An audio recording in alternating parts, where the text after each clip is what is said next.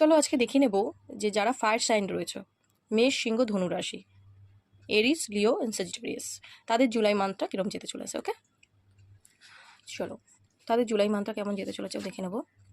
তো এখানে দেখা যাচ্ছে যে তুমি কিন্তু যদি তোমার কোনো লাইফে তুমি ডিসিশন নিতে চাইছো, ডিসিশন নিতে পারছো না কোনো ব্যাপারে, সেটা রিলেশনশিপ, কেরিয়ার বা যে কোনো কিছু, দেখা যাচ্ছে যে তুমি কোনো গুরুর সহায়তা নিতে পারো।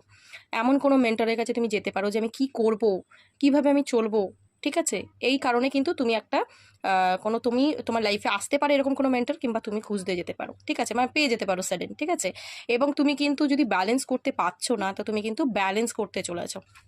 ঠিক আছে, অনেকের ক্ষেত্রে যারা কিন্তু ম্যারেজের মানে চিন্তাভাবনা রাখছো, তাদের ক্ষেত্রে কিন্তু ধরো দেখাশোনা চলছে বা এরকম কাউকে বিয়ে করতে চাও, তো সেটাও কিন্তু একটা ফিক্সড হলেও হতে পারে। ঠিক আছে, তো এখানে দেখা যাচ্ছে যে তুমি কিন্তু প্রচুর পরিশ্রম করবে।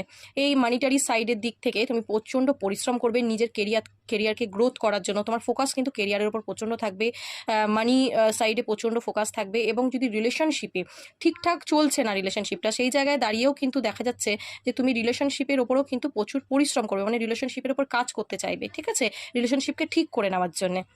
এবং তোমাদের কিন্তু এরকম হতে পারে, অনেকের ক্ষেত্রে কিন্তু তোমাদের মানে বাইরে জব অফার আসতে পারে। ঠিক আছে, তো বাইরে যাওয়ার একটা পসিবিলিটিস কিন্তু দেখা যাচ্ছে। এবং হতে পারে যে তুমি ধরো কোনো নতুন অপরচুনিটি পেলে বিদেশ ভ্রমণ করতে যেতে পারো। ঠিক আছে, লং ট্যুর করতে যেতে পারো। তো নতুন কোনো অপরচুনিটি কিন্তু তোমার লাইফে আসতে পারে।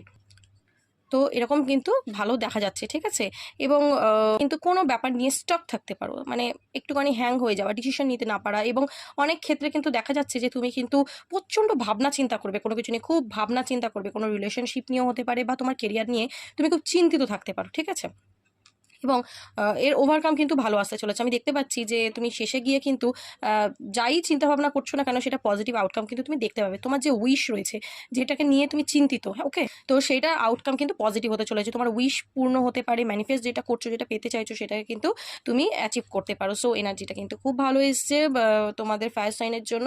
তো এনার্জিটাকে ক্লেম করো, ইউনিভার্সকে গ্র্যাটিটিউড প্রে করো। ওকে, চলো, থ্যাংক ইউ সো মাচ।